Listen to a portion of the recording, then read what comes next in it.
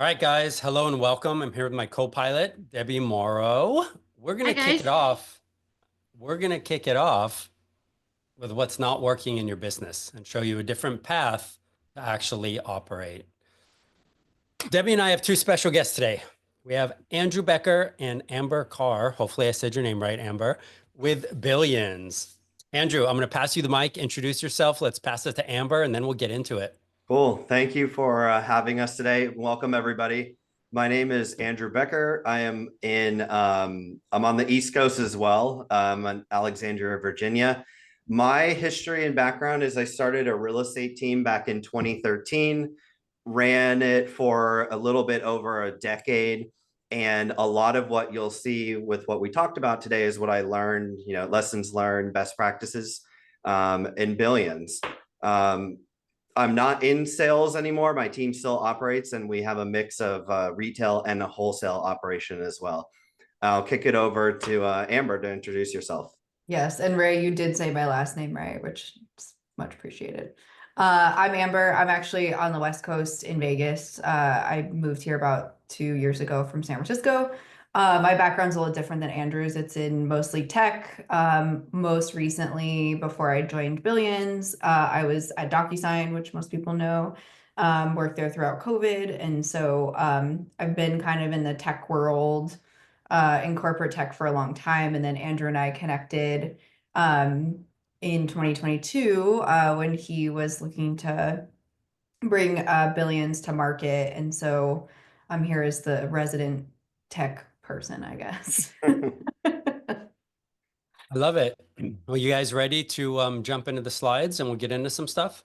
Yeah, am I good to share, Debbie? Is that okay? Yeah, go ahead and share. And everybody that's with us, please, as we're going through this, drop your questions in the chat. We'll come back to everybody and open up Q&A after this. Let's hit it.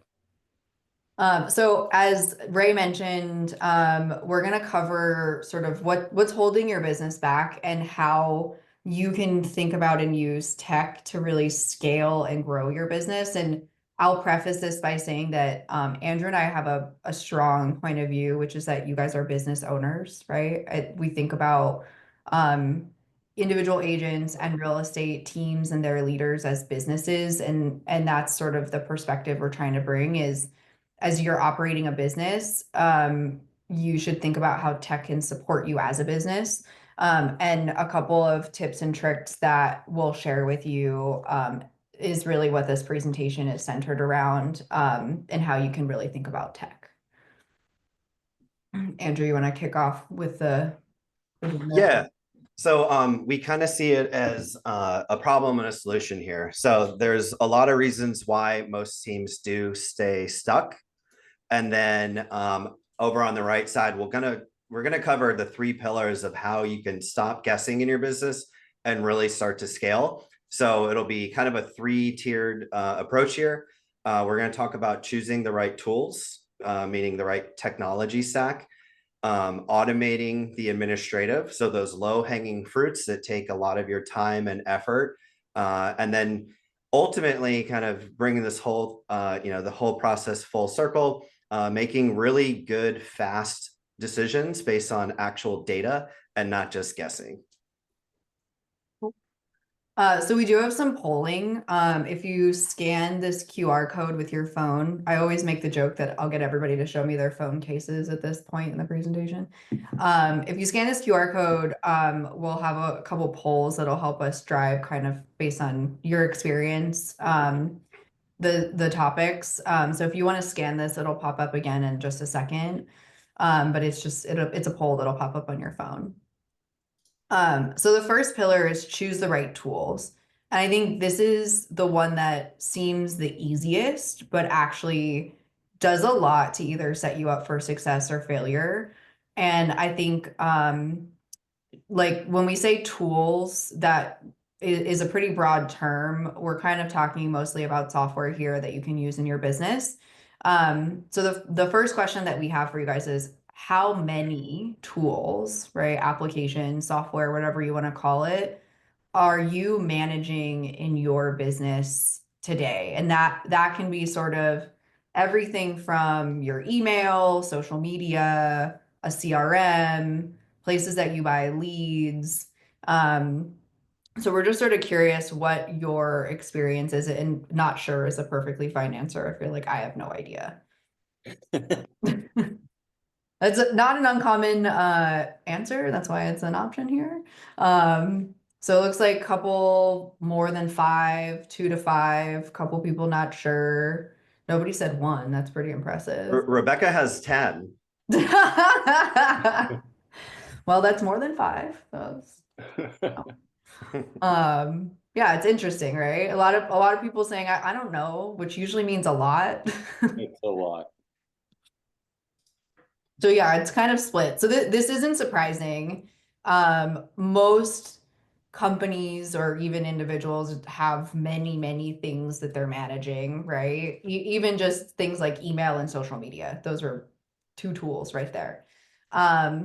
And not sure is usually a pretty common answer, especially if you have a big team and there's like a lot of tools that you guys are managing.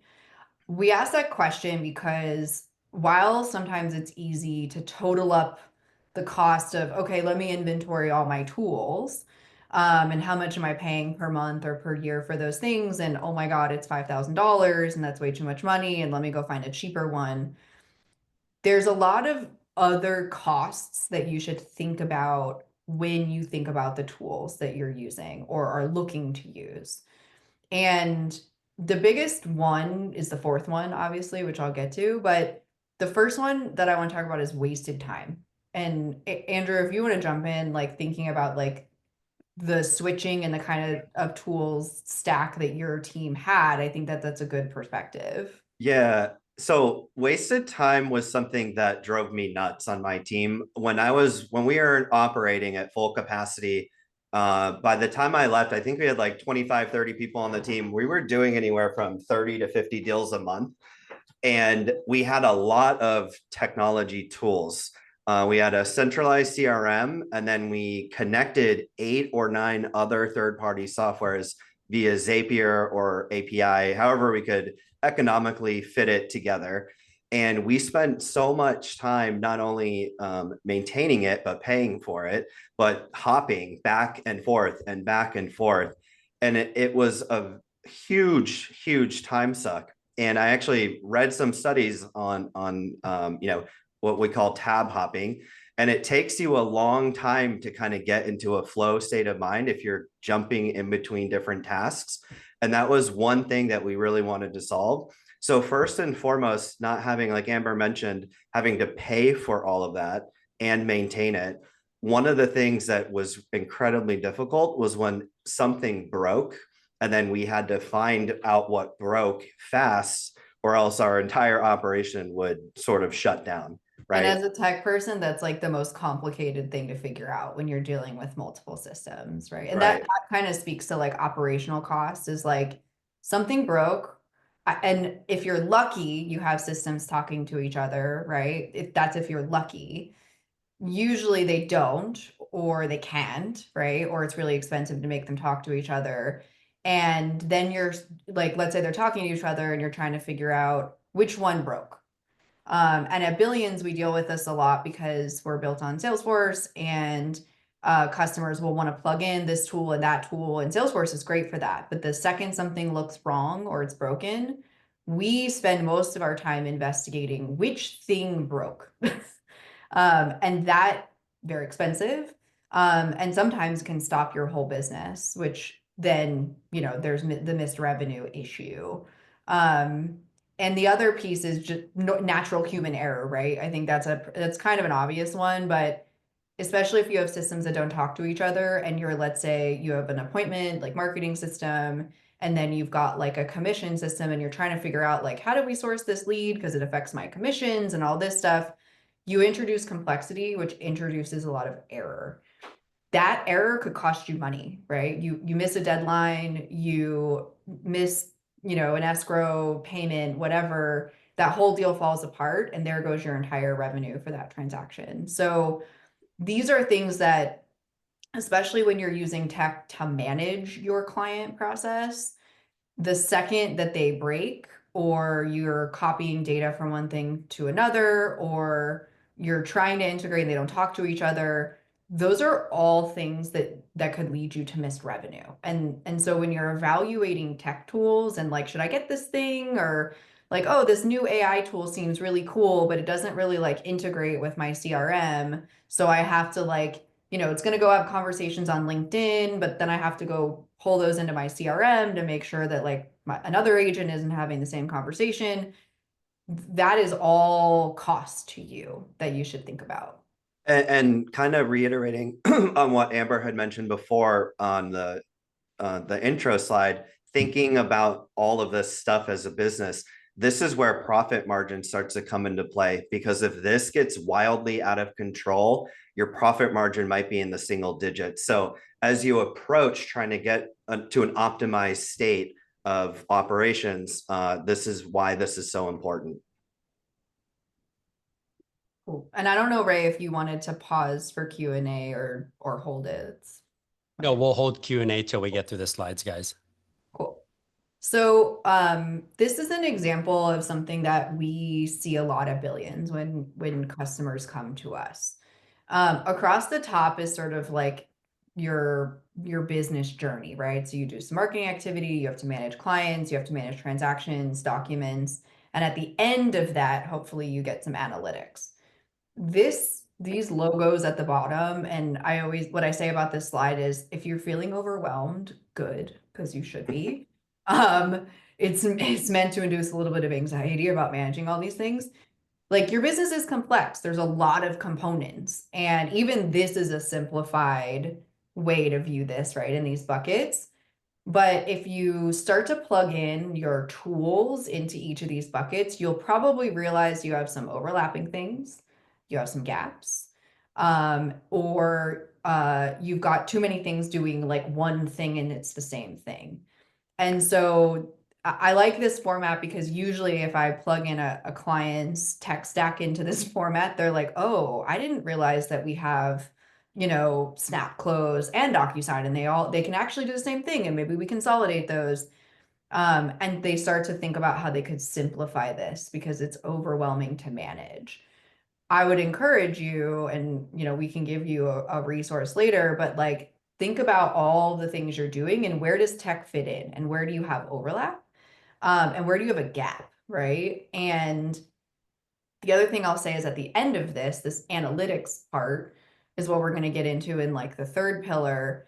But if at the end of the day, you don't have anything in that bucket and you can't see what's going on with your business, you definitely have a gap and it's hard to make decisions. So I'll hold the soapbox about that because we have a whole set of slides on that. But that's usually where customers come and they start plugging in their tools and that box is empty.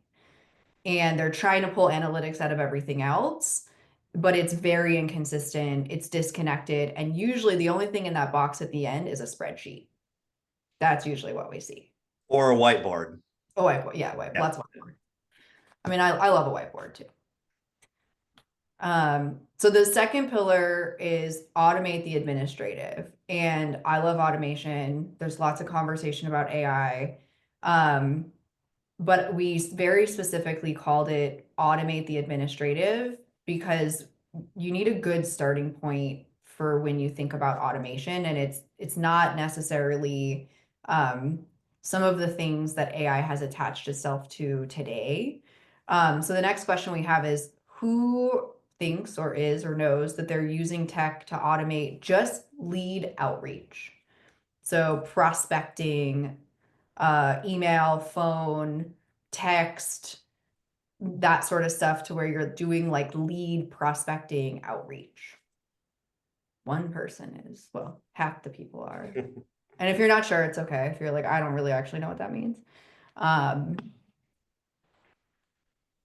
Not yet. I put the yet in there because I feel like everyone's like, I'm not, but I want to. So it's pretty evenly split. Nobody's not sure, which is interesting. Give it another second, see if it changes.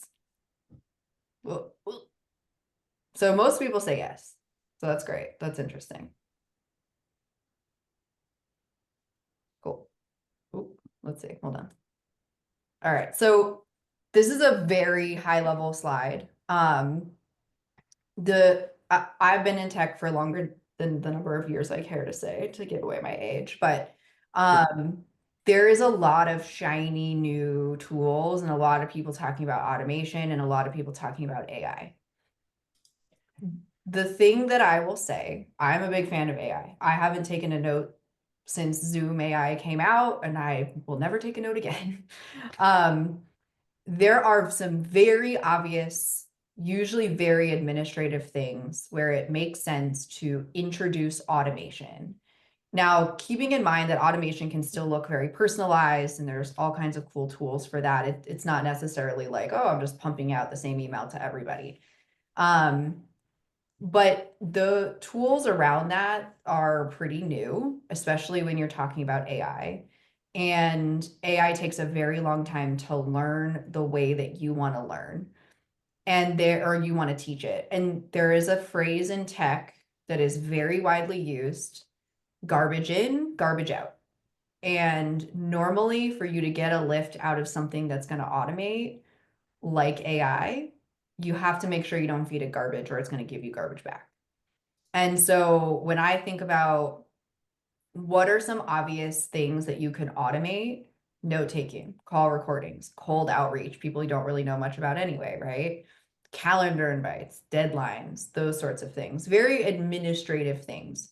Then you can get into something like commission calculations, right? Which I'm guessing most people do in a spreadsheet. If you can do it in a spreadsheet, you can probably automate it. It's a formula, right? It's formulaic. It's the same every time.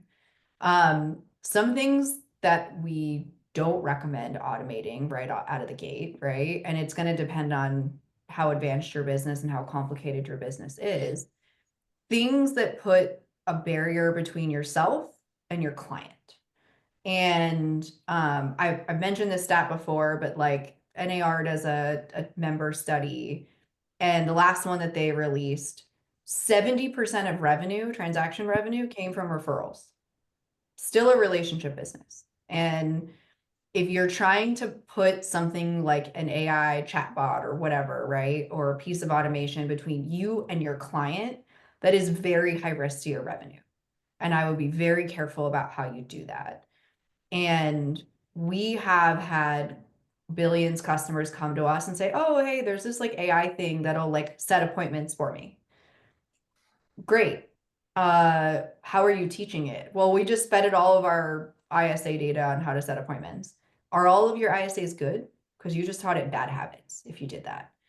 And also it takes months to train something like that to really be effective. So you probably want to make sure you're testing it before you're unleashing it into the wild. So anything that is really client relationship based, I would be very cautious about trying to do too much automation or too much sort of AI stuff, because it's very new, it's very immature, and it takes a lot of work on your part to make that really work for you. And if we can rename these slides, the one on the left would be like the $5 an hour tasks, right? That take up a lot of time, that take you away from the one on the right, which is the $1,000 an hour tasks that you want to be able to do to drive growth, drive revenue. So the idea here, everyone, is don't have to manually do this massive list on the left. Have a system that will take care of all of that for you, to ultimately tell you what is working and what is not working at the end of the day. Yeah. So I'm a big fan of AI. However, it's sort of, you got to be a little cautious introducing it into your business. These are 5, like there's a lot of areas that you can introduce automation into. These are 5 that I think are pretty obvious, right? And it's mostly administrative coordination stuff. Tracking your leads, like who are my people and where am I in process with them? There's a million systems that will help you with that. Automated outreach, you send an email on everyone's birthday, right? Very obvious point of automation. And automation and those sorts of tools do a really good job of making it seem very personalized. It's not like you're losing a personal touch through automation necessarily, and you want to be careful about that. But it's a way to facilitate doing a thing, a repetitive task, a $5 task, to Andrew's point, without having to actually do it. Now, should you make sure that it actually happened and went out and it looks good? Yes. I never, there's like a phrase, it's like trust but verify, right? Make sure that it looks all kosher. But these are some obvious areas that if you're doing this very manually and they're taking you a long time, like if you're spending a whole week a month doing commission calculations, I promise you there's a better way.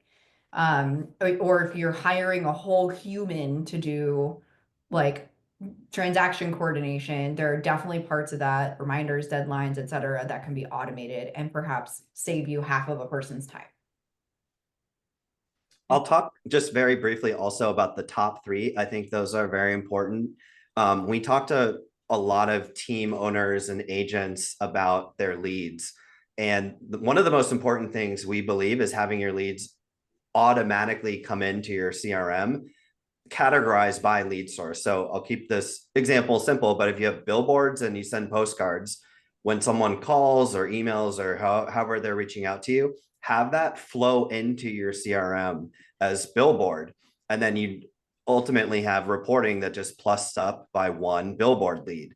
And then you track it all the way through. We talk to a lot of team owners, though, and agents that they have to remember to input their leads into their system, which is where you kind of get into the stuck zone. Also with call notes, we talk to a lot of people that just have, they're using their cell phone. They have a lot of calls that they make, and then they spend an hour or two every single day finding Amber lead profile and saying, hey, CRM, I made a call and here's what we talked about. So if you can automate that, the way we have it done is you make one phone call from the app, it records the call, it uses AI to summarize, and then it stores it as a unique individual call that you don't do anything else with. You can just go back and reference it later. And then transaction coordination, the automation around that is doing the same repetitive, repeatable task for TC that I could do the same way that Ray could do, or the same way that Debbie could do. Those types of things, doing the same thing the same way each and every time, make it very easy for one to audit when things do go wrong. But at the end of the day, it just spits out a, hey, you need to do these 10 things when we have a listing, or these 5 things when we have a buyer. Of course, you can automate or customize, but that's the general idea here. Yeah, I mean, something like call notes, right? To Andrew's point, if your team and you are using your cell phone, you're not going to get that benefit. And yeah, you pay for your cell phone, so there's a cost there, but like you would have had it anyway, let's say. If you sign up, there's dialer companies right now are there's all over the place, right? And it really depends on price and features. But at Billions, like we partner with a company called DialPad, and they have pretty advanced AI features, and it not only gives you a summary, gives you action items, it gives you a sentiment. It allows you to barge in on a call live, right? If there's keywords happening, you can set up all that stuff, and that's pretty advanced. And you're like, man, I don't need all those features, but at the minimum, what it means is every single time an agent on a team makes a phone call or a VA or an appointment setter or whatever, there are notes that are automatically stored in the system that the team lead can see. And they can go through that and they can review for how is that affecting appointment set rates, right? They can make all kinds of decisions about that information, and they can quickly course correct, which is really the point, or elevate something that's going really, really well and socialize that with the rest of the team. So while it may seem like an extra cost to have a dialer, right, that's dedicated to your business, there's a bunch of added benefit that might actually be saving you a ton of time just in that one area. So something to think about.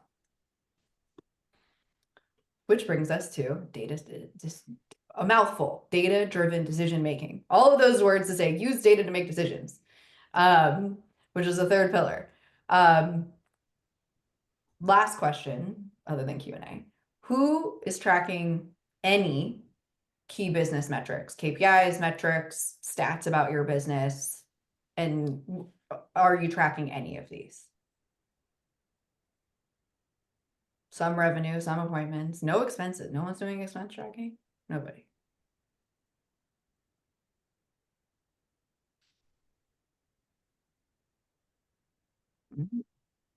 Interesting. Sales pipeline, that's a big one.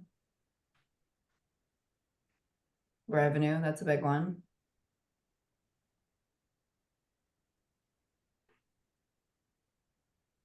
Appointments, yep.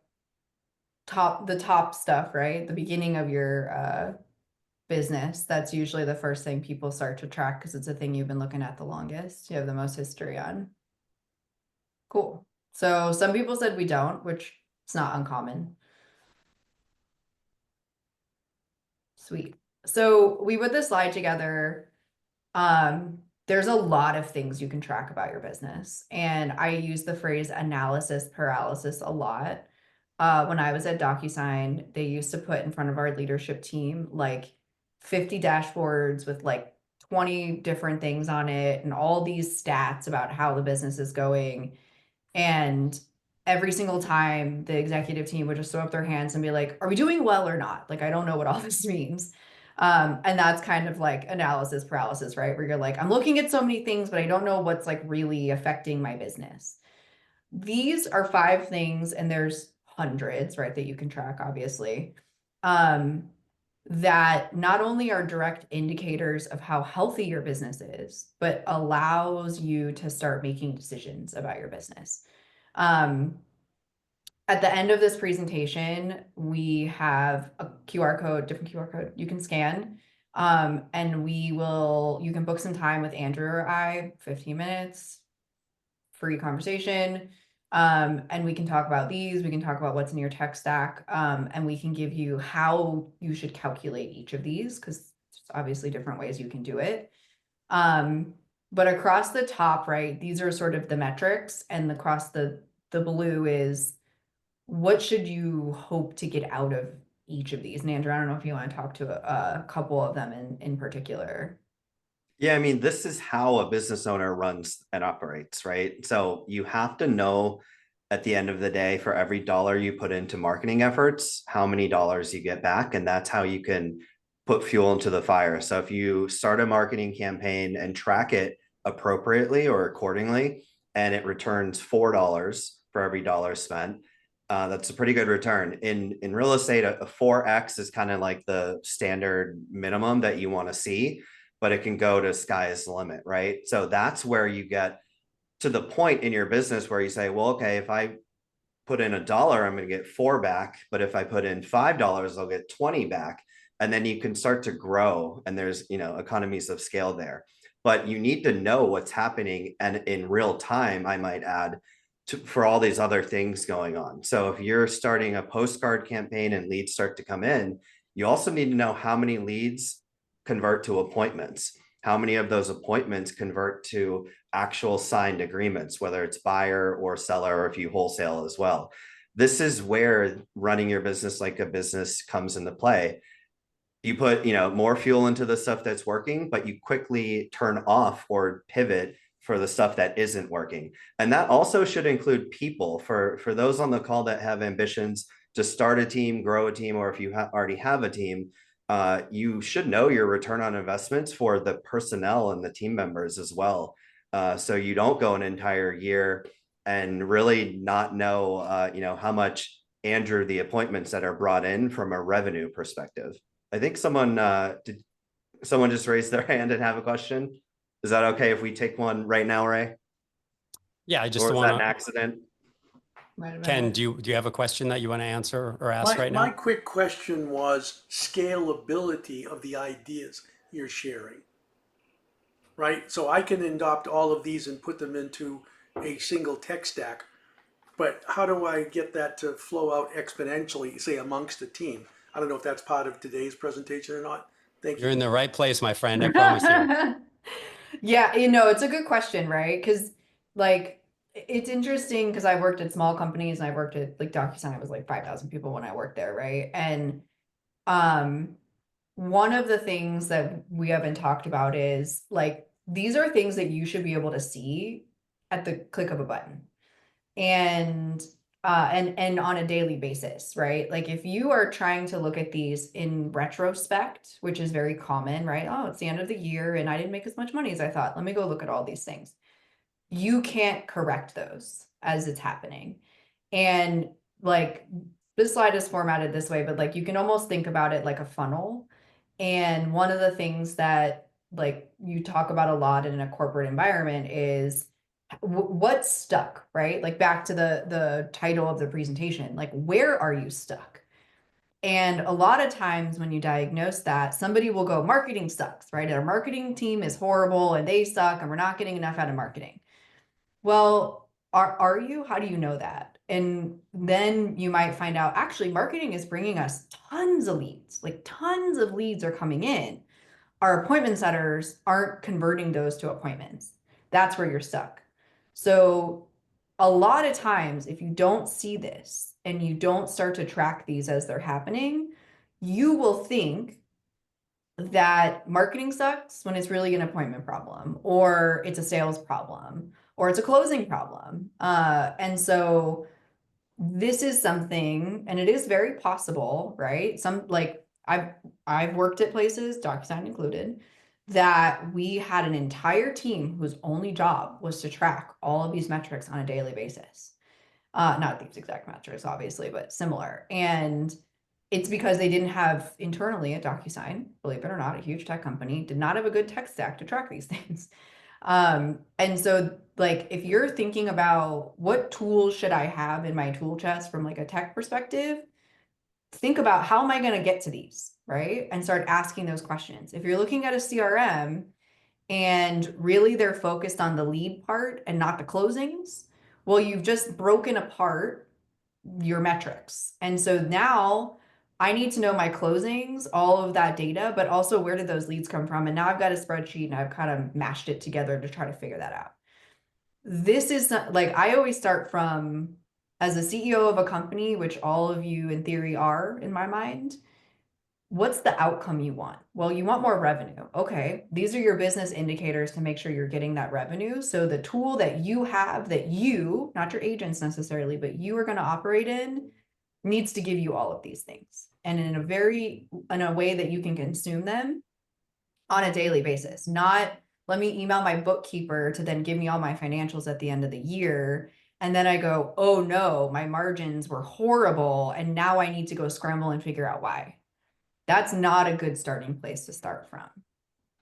I'll give another real world example. I think it Amber, if you can go back real quick. I think it was around 2016, 17. Our model for our team that we had was we had myself and my business partner pay for leads and marketing. They would come in, we'd have people answer the phones and set appointments for our agents. And our agents would, sit at their house or wherever they were and get invited to a calendar saying, hey, Andrew, you're going to meet with Ray on Friday at noon. And we just kept doing that over and over and over again. And and we were closing deals and doing business, but our profit margins were at around 11%, which is relatively low for the amount of revenue that was coming in. So our coach, who we paid a lot of money for to come in for a daily, 24-hour thing with us in person, looked at our data that we had and we kind of worked backwards. And we quickly discovered, before tracking conversion rates of the agents going on the appointments, that we had a conversion problem. But on the team, like John Smith, the agent, would go on an appointment and not sign it. And then he would go on 5 others and sign maybe 1.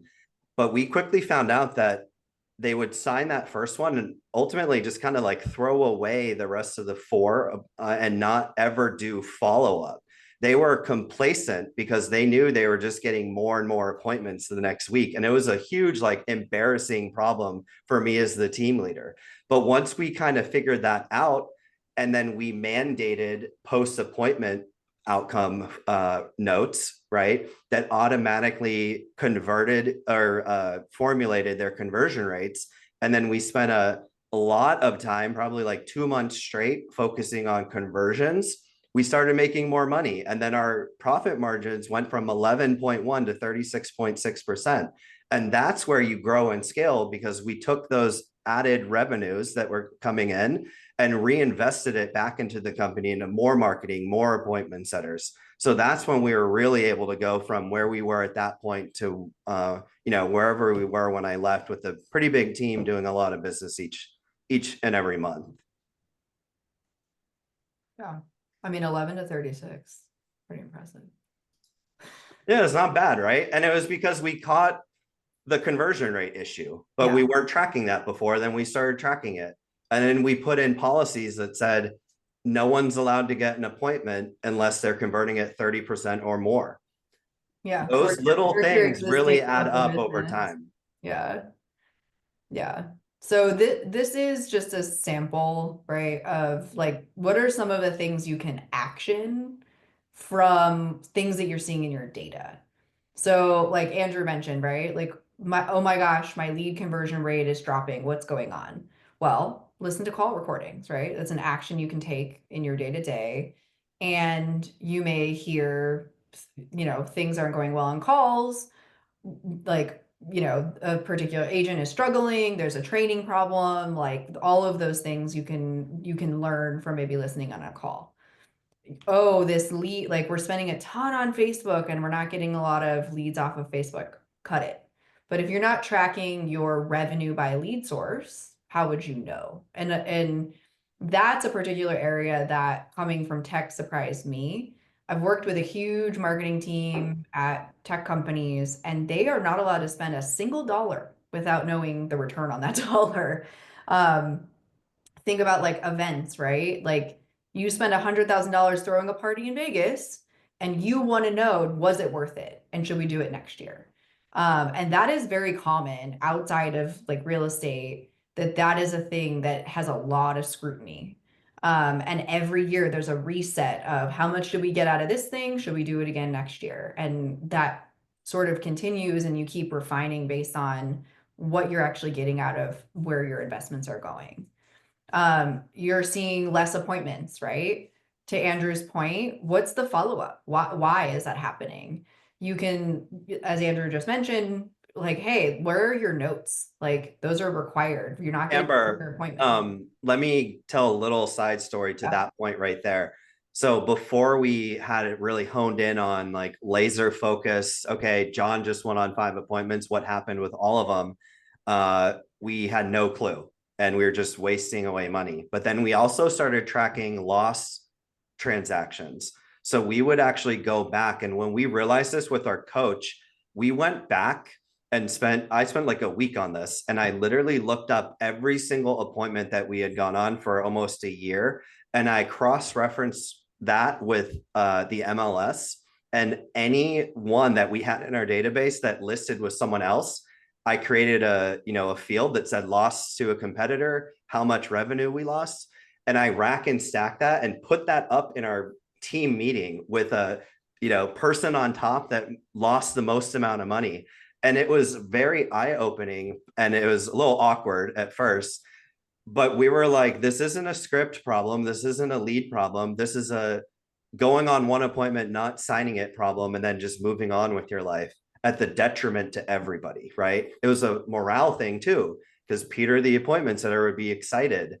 And then to find out in that meeting that it was just because no one on the team followed up more than once, that was a huge like aha moment, and we fixed that problem. And that's how we wouldn't have known that if we didn't start tracking this, and we didn't have a process for this. Yeah. And the other one I'll tell a story about on here is closings taking too long. It's a very competitive environment. I used to live in San Francisco, and it's 30-day close is like the max you get. And otherwise the seller won't take your offer, is the reality. And that was an interesting environment, and I had to make sure, me as the client, right, any like mortgage, title, all of that, inspectors, I was like, I'm on a 25-day close deadline, and can you meet that? And one of the things that we do in Billions is our clients tag their transactions with everybody involved: title agent, attorney, inspector, whatever it is. And then they can track how those transactions went with each of those and start to see patterns. And if you're noticing that things are falling out of escrow, taking a long time, right? Or if you're in one of those really competitive markets where short close time is attractive, you might want to start tracking who you're doing business with and how that's performing for you. And it gives you some leverage to say, hey, title agent, right? I've given you this much business. Can you shorten the time, right?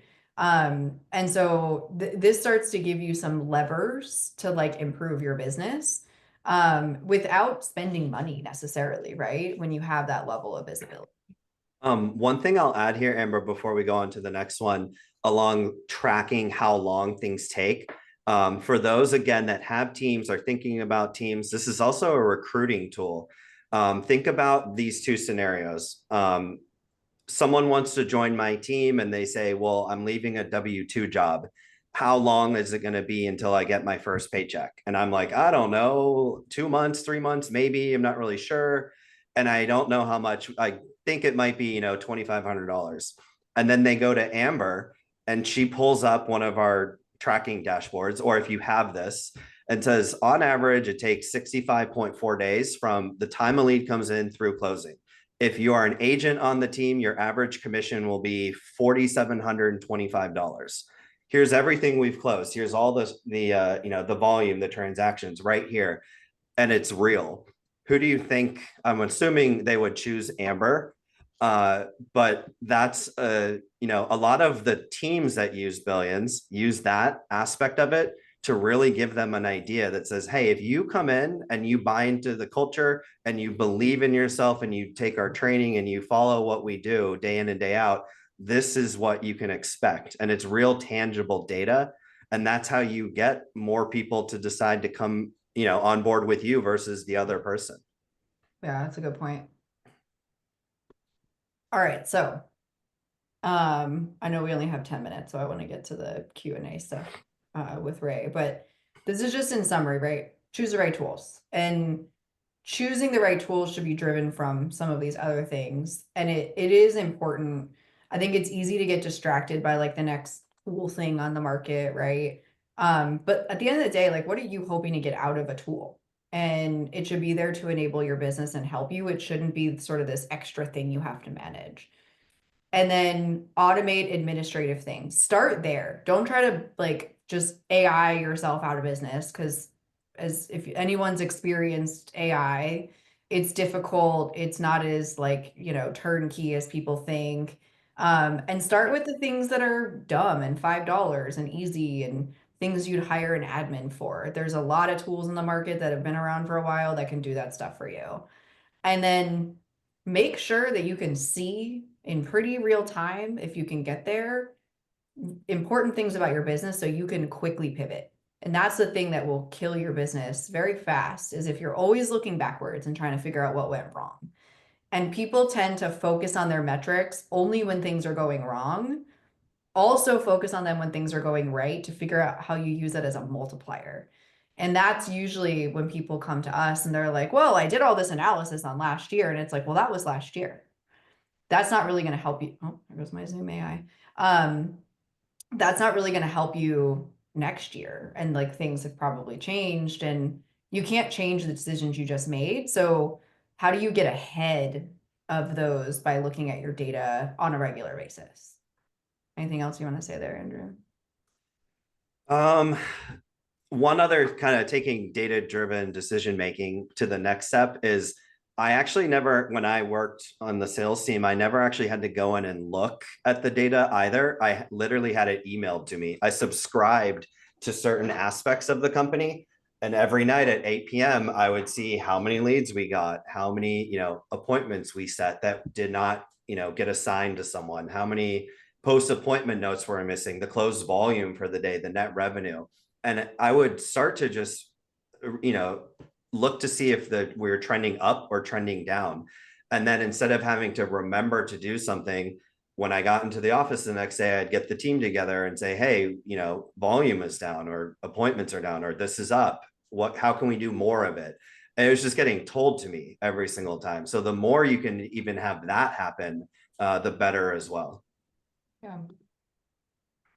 Cool. Ray? So feel free to post your questions in the chat if you haven't already.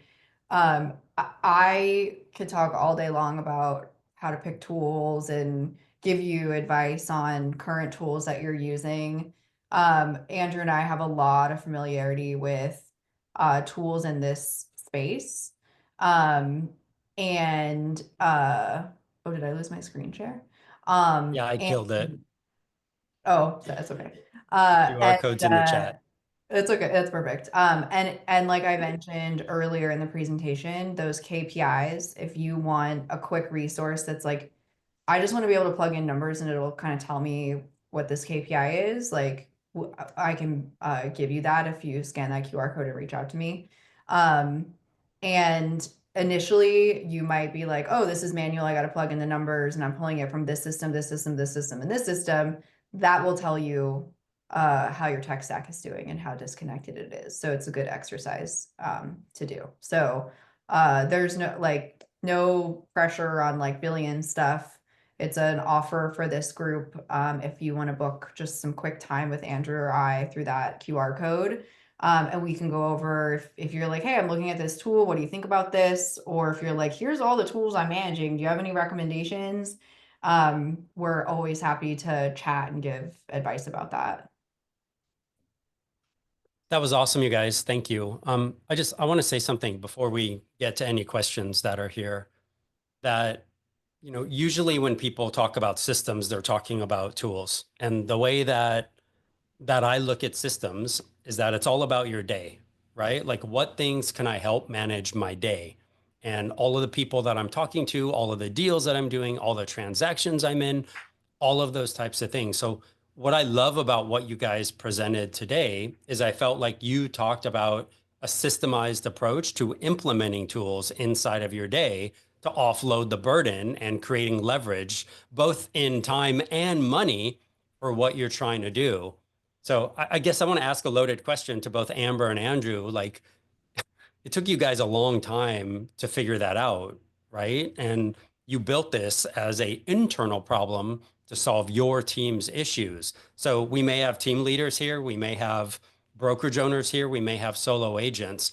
What are some takeaways that are action items that people can do to kind of evaluate? Like, where do they start first, if that makes sense? I think, oh, go ahead, Amber. I was just gonna say, like, list out all your tools. That's what I was gonna say. Yeah, list them out. Yeah. Like, write them down on a piece of paper. I have a physical notebook here, right? Like, list them out and then figure out what are you paying for? That's always the first question, right? Are they talking to each other?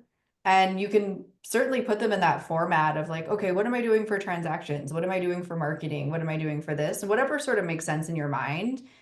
And then what you'll probably find, and especially if you have a team and you kind of let people like grab tools that they like or bring tools, you probably have overlap and you probably have a bunch of tools that don't talk to each other.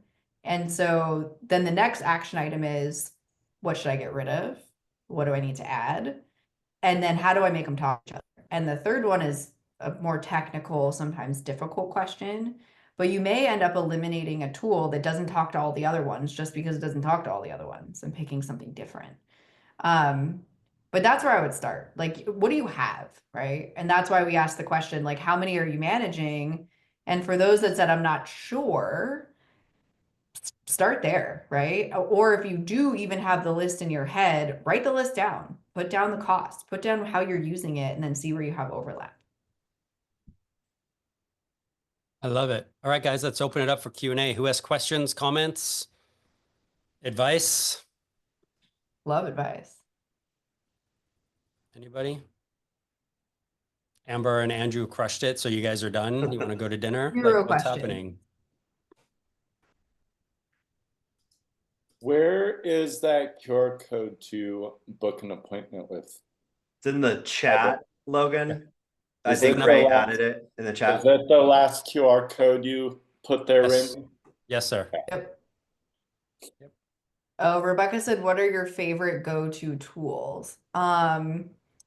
Well, I think like we're on Zoom right now, but like any tool that does meeting transcription and summary, Zoom's got a native one. There's like Fireflies and Otter and all kinds of stuff. use it. It's great. It gets better over time. It's like I am able to focus so much more in meetings because I'm not taking notes, right? Like, and I don't have to worry about remembering like, oh God, I have all these action items. Like, what did I say? Who's got the notes? Who's gonna send me my action items? Use that. It's a very obvious one. And if you aren't using it, there's a million available. Half of them are free, right? If you're already paying for Zoom, you already have it. But I would say like those notes apps or like ones that do voice to transcription if you're on calls, right? Or you're on someone else's meeting, like they sent you a meeting link, use those. And there are a dime a dozen and they're all the same. So pick based on price and how well it kind of integrates with what else you're already doing. That's my favorite tool is the Zoom AI transcription. Mine is ChatGPT to help with my blank page syndrome that I get all the time now because I'm so used to ChatGPT. But I'll come up with an idea for, a new product feature or, whatever, a marketing campaign, and I'll just start writing in ChatGPT and just start having a conversation with it, as weird as that sounds. And it kind of spits out what, outlines, framework, architecture in a matter of seconds. So something that would have even 3 years ago, taking me an entire day or a week to do, can get it done in, 2-3 minutes, maybe.